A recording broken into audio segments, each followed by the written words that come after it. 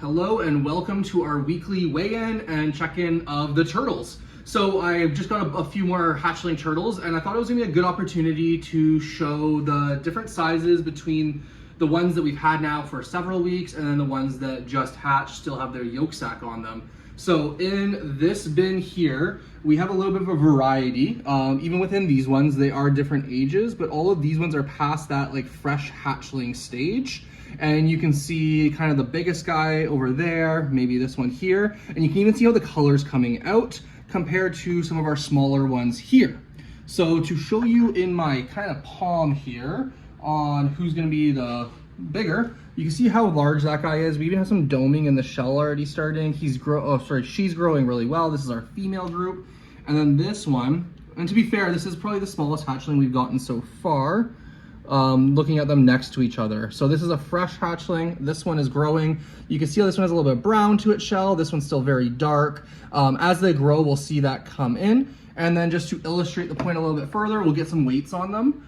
You won't be able to see it from the camera angle, but the little guy, he's only weighing in at 6 grams. Again, she's only weighing in at 6 grams. I'm gonna put her back here to keep her safe.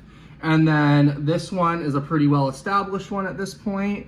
And we're at 11 grams for this one. So the last video, a lot of them were at 11 grams. So now I'll kind of take you through and we'll weigh everyone and see where they're at. I think I have the 9 hatchlings here and we're getting more and more all the time.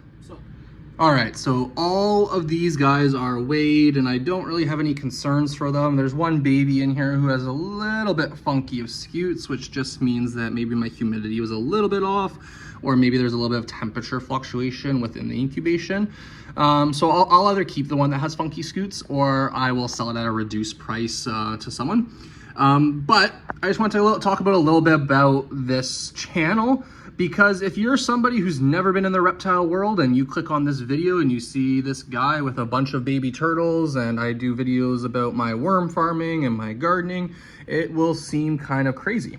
So I've been obsessed with turtles since a very young age. I got my first turtle when I was 11 years old, a red ear slider. I had it for many, many years before I rehomed it to someone who could just care for it a little bit better than I could as a child.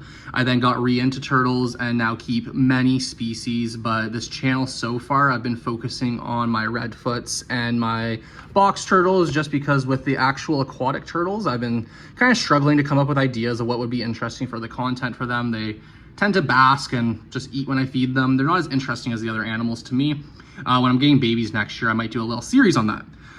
So why turtles? I have ADHD and I have had a lot of interest in my life, but turtles seem to be that one that has just stuck.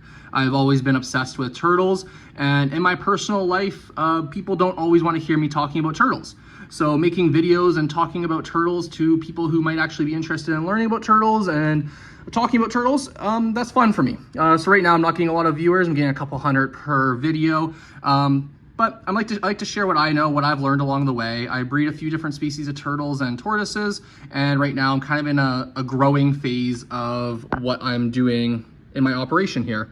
I'm building a lot of new outdoor enclosures, indoor enclosures, converting an entire bedroom into a tortoise room. So we're doing a lot of really fun things here and having a good amount of success breeding these animals. And then my interest in gardening and kind of worm farming, it all just kind of relates to the natural world, which I guess to a lesser extent that my turtle breeding does as well. I'm just really fascinated in being kind of self-sufficient, being able to farm for yourself, grow for yourself, to a lesser extent, raise animals for yourself. Obviously these animals are not food animals, but I just think it's really interesting. So I have diverse interests and I kind of just share what's on my mind on this channel.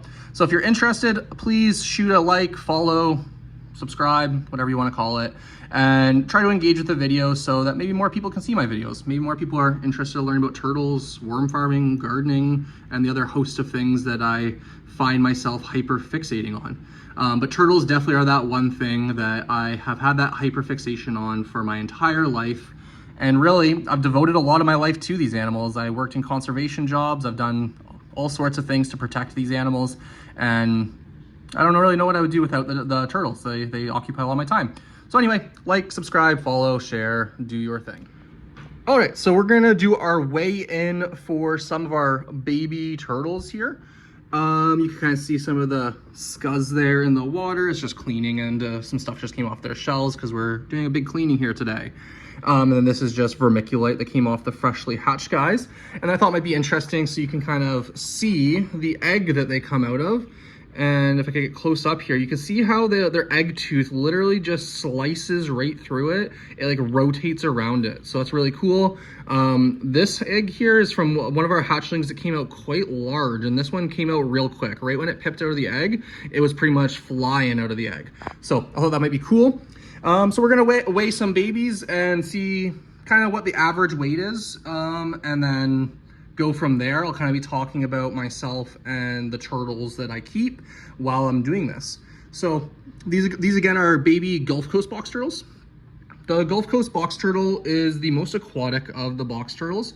12 grams, that's great. That'll be the biggest one, I think. So they're the most aquatic ones. So as adults, you definitely want to provide them with some sort of water feature.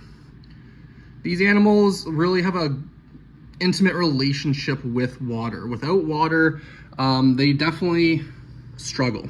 You can even see some of the hatchlings here. Let me see if I can get really close here. Ooh, just iPhone camera, sorry, but you can kind of see there, they have slightly webbed feet. They are literally made to be in the water and moving. Does that mean you put them in a fish aquarium full of water and expect them to swim? Absolutely not. They will drown. But if you have a shallow pond in their enclosure, ideally outdoors, they will use it. My Gulf Coast pretty much exclusively breed in the water. 7 grams, so that will be a pretty recent one. That's good. So my guys exclusively breed in the water pretty much. If you don't provide that, you might have some troubles if you're trying to breed your animals. So 10 grams there. So why do I weigh these guys? That's another potential question if you're not into turtles or not into reptiles, and broadly speaking. Why am I weighing them? It's because I need to know when they're ready to sell. So I essentially have a point where I'll feel comfortable selling them when they've doubled the average hatch weight that we have here. 1 second, put this guy back for a second. The water is just affecting the calibration here. Let's see if we can fix it. Yeah, down to 0, perfect. So once they get to that set weight, and I do it as a generous weight too, because I want to make sure that everyone's growing and eating. If I was just to be keeping all these turtles, I would probably put like a dab of nail polish on them just so I kind of know who's who and I can monitor the weights a little bit closer. But since these will be all going to forever homes, I'm not going to do that just because people don't want to deal with that. Getting it off their shell can be a bit of a pain in the butt, but for breeders, it's definitely a helpful feature to do. So 9 grams. So this is one from our freshly hatched. So even among freshly hatched babies, look at the variation in size. So the one at the back there weighed in at 6 grams. This guy weighed in at 9 grams. So both very small, but you could really see how the variations can happen. So anyway, we did our weekly weigh-in there. Everyone is still doing well. I've noticed that pretty much all of these guys now are eating pellets, which is amazing. I am keeping them in my aquatic setup. I did a whole video on how I set that up, and just get a few bins set up, keep a few turtles in each bin, and that is the perfect way to raise hatchling box turtles. They require a lot of humidity and a lot of water. If they get dehydrated, that is not bueno. They will not survive. You do not want these guys to dry out. If you think about it, these guys would live underneath like leaf mulch along shorelines, and they would have constant access to moisture. They'd be hunting for isopods within the mulch and the leaf mulch and all that stuff. So providing them with that moisture in captivity, the easiest way is through that water method of raising, in my opinion. Again, there's a million ways to raise box turtles, but as I went over in that video, it's always been successful for me, and I know a lot of other breeders who are far more successful than me use that method. And it's one of those things that I'm not going to reinvent the wheel right now. I might tweak things and try a few different things, but for the vast majority of my babies, that is how I'm trying it. And I just want to show you here if she'll keep doing it. Look at how she's able to use her arms there and those webbed feet even at a really young age. This is one of the younger animals, and it just knows what it's doing.